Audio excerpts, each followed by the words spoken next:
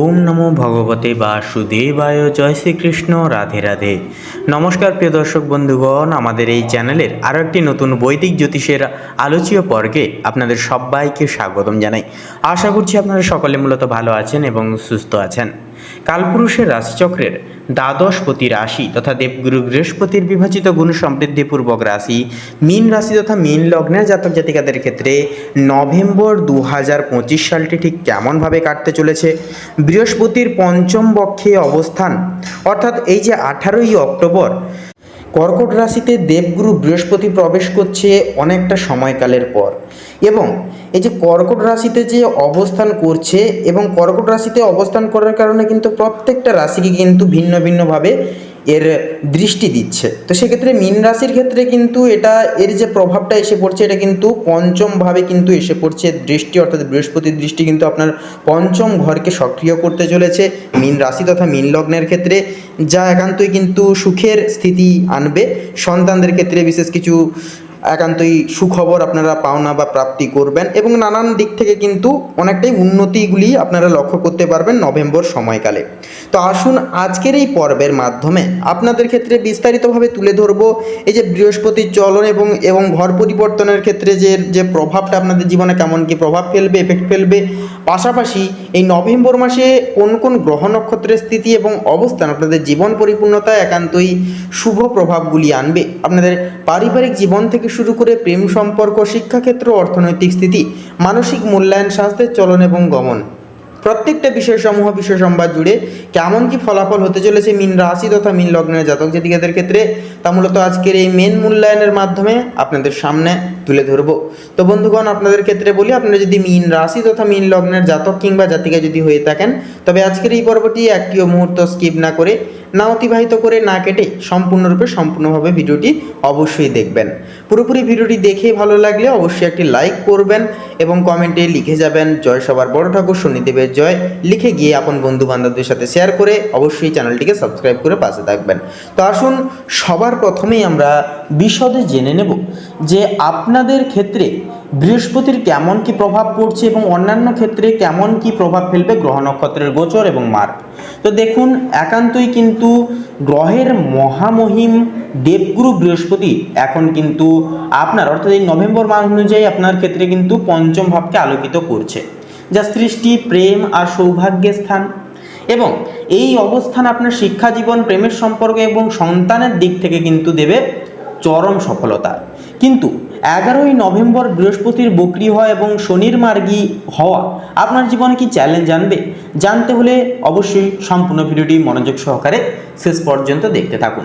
তো আসুন সবার প্রথমে জেনে নেব দেবগুরু বৃহস্পতির প্রভাব সম্পর্কে। তো দেখুন, এই যে নভেম্বর মাসের মূল আকর্ষণ হলো আপনার পঞ্চমভাবে কিন্তু সন্তান, অর্থাৎ সন্তান, বুদ্ধি ও প্রেমের ঘরে কিন্তু উচ্চস্থ বৃহস্পতির অবস্থান, যা আপনার বুদ্ধিমত্তা ও সৃজনশীলতাকে কিন্তু এক নতুন উচ্চতায় নিয়ে যাবে। আপনি হবেন নলেজের পাওয়ার হাউস। এই সময় শিক্ষার্থীদের জন্য প্রতিটি দিন হবে একান্তই মূল্যবানমূলক, কারণ উচ্চশিক্ষায় কিন্তু অসাধারণ সাফল্য আসবে এবং জ্ঞান অর্জনের প্রতিটি পথ আপনার জন্য একান্তই খুলে যাবে। প্রেমের সম্পর্কের জন্য এই মাসটি অত্যন্ত শুভভাবে পরিহিত হবে, প্রেমের গভীরতা বৃদ্ধি পাবে এবং যারা নতুন সম্পর্কে জড়াতে চাইছেন তাদের মনের ইচ্ছা কিন্তু একান্তই পূরণ হতে পারে। সন্তানের দিক থেকে বিশেষ সুযোগ বা সুখবরগুলি কিন্তু আসতে পারে এই নভেম্বর মাসে, যা আপনার পারিবারিক জীবনে আনন্দ ও উৎসবের আমেজ আনবে। সন্তান লাভে ইচ্ছুক দম্পতিদের জন্যও কিন্তু এই সময়টি অত্যন্ত অনুকূলে থাকবে, অনুকূল ফলাফল কিন্তু আপনারা একান্তই পাবেন।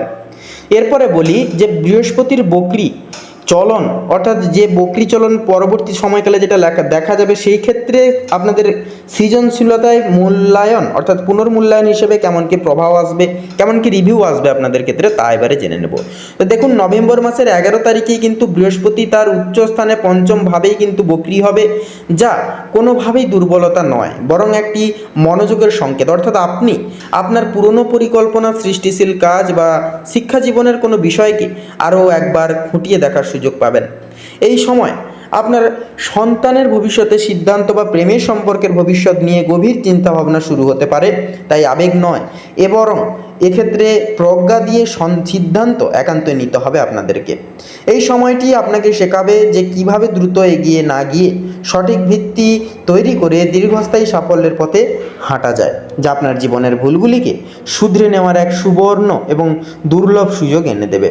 তো সেক্ষেত্রে বন্ধুগণ, এবারে চলুন জেনে নেওয়া যাক যে রাশিতে শনির যে চালনা দীর্ঘ প্রতীক্ষার অবসান কিভাবে ঘটাবে বা কোন কোন সুযোগগুলি আনবে শনির চালনা।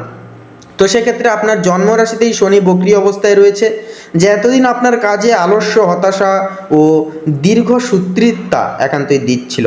সেক্ষেত্রে কিন্তু নভেম্বর মাসের 27 এবং 28 তারিখে শনি মার্গী বা সোজা পথে ফিরবে, যা আপনার ব্যক্তিত্বে ও কর্মজীবনে স্থবিরতা কাটিয়ে দেবে। আপনি অনুভব করবেন যেন শরীরের পুরনো ক্লান্তি দূর হয়ে গেছে।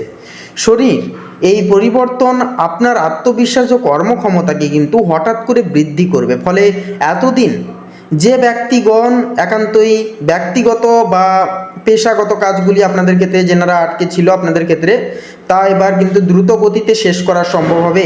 এই মাসটি আপনাকে শেখাবে কিভাবে নিজের জন্য কঠোর নিয়ম তৈরি করে সফলতা অর্জন করতে হয়। তাই ডিসিপ্লিনকে নিজের শ্রেষ্ঠ বন্ধু বানিয়ে নিন, তাতেই কিন্তু বুদ্ধিমানের কাজ হবে। এরপরে ক্যারিয়ার এবং ভাগ্যের বিষয়ে কথা বলবো। সেক্ষেত্রে নভেম্বরের 16 তারিখে কিন্তু রবি গ্রহের নবম স্থানে অর্থাৎ আপনাদের ভাগ্যস্থানে গমন আপনার কর্মক্ষেত্রে ভাগ্যের চাকা ঘুরিয়ে দেবে, যার ফলে বিশেষ করে যারা উচ্চপদস্থ বা সরকারি কাজের সঙ্গে যুক্ত তাদের জন্য সম্মান, সফলতা সুনিশ্চিত হবে। পুরো মাস ধরে অর্থাৎ এই পুরো নভেম্বর মাসটি ধরে কিন্তু মঙ্গল তার নিজের রাশিতেই কিন্তু অর্থাৎ নবম স্থানে থাকবে, যা আপনাকে অদ্যম সাহস ও উদ্যোগ দেবে। আপনি কর্মক্ষেত্রে কোনো বড় ঝুঁকি নিতে দ্বিধা করবেন না এবং সফল হবেন। বুধ ও নবম স্থানে আসায় যোগাযোগ, লেখালেখি বা মিডিয়া সংক্রান্ত কাজে বড় কোনো চুক্তি বা সফলতা আসতে পারে। তাই আপনার ক্যারিয়ারের জন্য এই নভেম্বর মাসটি একটি পাওয়ার প্যাকড সময় হবে। ব্যবসায়ীদের ক্ষেত্রেও কিন্তু বিশেষ কার্যকরী হবে বুধের এবং সূর্যের সংমিশ্রিত এক প্রভাব, কারণ বুধ হচ্ছে বুদ্ধি, সূর্য হচ্ছে সততা এবং কাজের এনার্জেটিক পাওয়ার। সেক্ষেত্রে বন্ধুরা একান্তই বলবো বুদ্ধিকে কাজে লাগিয়ে কিন্তু নতুন কিছু করে দেখাতে পারবেন ব্যবসায়ী মানুষজনরা। তবে কোনো রকম কোনো আর্থিক চুক্তিতে একান্তই সাবধান থাকুন এবং সাবধানের সহিত বুদ্ধিমত্তাকে কাজে লাগিয়ে আর্থিক চুক্তির ক্ষেত্রে পদক্ষেপ নিন। এরপরে বলি অর্থ এবং সম্পদের বিষয়। তো দেখুন, শুক্রের যে অষ্টম ও নবম ভাবের মধ্যে গোচর আপনাকে কিন্তু অপ্রত্যাশিত পথে অর্থ লাভের সুযোগ দিলেও গোপন লেনদেন বা অংশীদারি ব্যবসায় চোখ বন্ধ করে কাউকে বিশ্বাস করা উচিত হবে না, যা আপনাকে বড় লোকসানের হাত থেকে রক্ষা করবে। প্রেমের ক্ষেত্রে পঞ্চমের বৃহস্পতি সম্পর্ককে মধুর রাখলেও অষ্টম পতির অর্থাৎ অষ্টম ভাবের গ্রহের প্রভাবের কারণে ছোটোখাটো ভুল বুঝাবুঝি, পাশাপাশি বা মনের মধ্যে এক ধরনের অস্থিরতা কিন্তু থাকতে পারে। তাই সঙ্গীর প্রতি সম্পূর্ণ সৎ থাকুন এবং কোনো কথা গোপন করবেন না। এই নভেম্বর মাসে আপনার মূল মন্ত্র হওয়া উচিত আর্থিক সিদ্ধান্ত হোক প্রজ্ঞাপূর্ণ এবং সম্পর্কের ভিত্তি হোক বিশ্বাস অনুপ্রেরণামূলক। তো বন্ধুগণ, এক কথায় বলা যেতে পারে যে বন্ধুগণ আপনারা অর্থাৎ মীন রাশি তথা মীন লগ্নের ক্ষেত্রে এই মাসটি কিন্তু একান্তই সংখ্যালঘু সময় হবে। বৃহস্পতির পঞ্চম মার্গী অবস্থান এবং উচ্চ স্থানে অবস্থান কিন্তু একান্ত আপনাদের সন্তানদের ক্ষেত্রে, আপনাদের প্রেমের ক্ষেত্রে, উচ্চশিক্ষার ক্ষেত্রে একান্ত কিন্তু সফলতা আনবে। একান্তই আপনারা নিজেদের দিক থেকে চেষ্টা চালিয়ে যান। সেক্ষেত্রে অনেকেই ভাবেন যে গ্রহ নক্ষত্র তো সঠিক ক্ষেত্রে বসছে, তো আমরা কিছুই করব না, গ্রহ নক্ষত্র সব ঠিক করে দেবে। তো এই ভাবনাটা কিন্তু সম্পূর্ণ ভুল। দেখুন, গ্রহ নক্ষত্র কিন্তু আমাদের শুভ স্থানে অবস্থান করবে, অশুভ স্থানে অবস্থান করবে, কারণ খারাপ ভালো দুটোকে নিয়েই কিন্তু জীবনের পথ চলা হয়।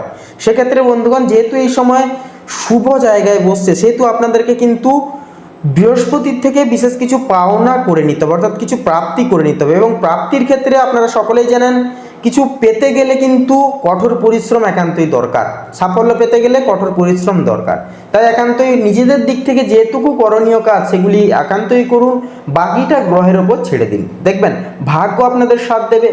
শারীরিক সমস্যা, মানসিক সমস্যা, সকল সমস্যাগুলি জীবন থেকে নির্বিশেষেই বিতাড়িত হবে। তো বন্ধুগণ, আপনাদের অর্থাৎ মীন লগ্নের ক্ষেত্রে বলবো, যদি শুভ সংখ্যা বলা হয় তাহলে হবে 61 থেকে 67-র মধ্যে সংখ্যাগুলি। শুভ দিক হবে দক্ষিণ পূর্ব, শুভ রং হবে লাল কমলা, শুভ রত্ন হবে লাল প্রবাল। তো বন্ধুগণ, আপনারা সকলে ভালো থাকুন, সুস্থ থাকুন, সতর্ক থাকুন। আজকের এই পর্বটি ভালো লাগলে একটি লাইক করবেন, কমেন্টে অবশ্যই আপনারা লিখে যাবেন হর হর মহাদেব। এবং ভিডিওটি আপন বন্ধু বান্ধবদের সাথে শেয়ার করে অবশ্যই আমাদের এই চ্যানেলটিকে সাবস্ক্রাইব করে আমাদের পাশে থাকবেন। আপনারা ভালো থাকুন, সুস্থ থাকুন, সতর্ক থাকুন, ঈশ্বরের কাছে এই কামনাই প্রার্থনা জানাই। নমস্কার।